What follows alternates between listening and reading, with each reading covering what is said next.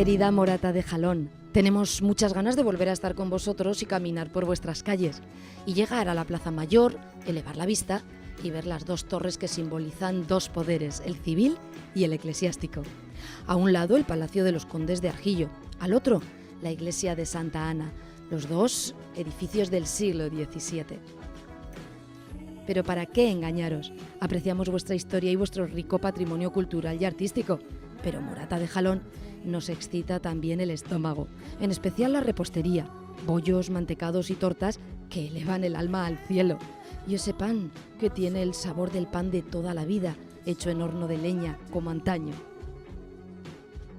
Bajaremos el empacho de repostería moratina tomando un café en el bar La Plaza y después con un paseo hasta el puente de Capurnos. El conde de Morata lo ordenó construir sobre el cauce del Jalón en el camino viejo a Chodes.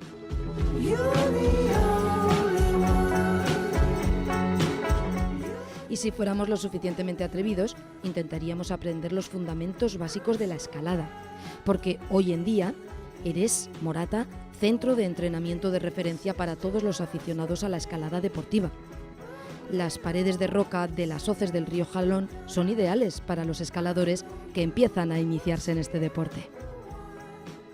Donde sí estaremos es celebrando vuestras fiestas patronales en honor a la Virgen de la Asunción y San Roque a mediados de agosto.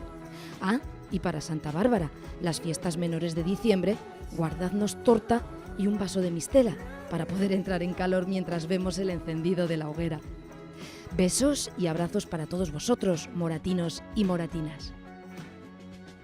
Firmado, las personas que hacemos Esta es mi tierra.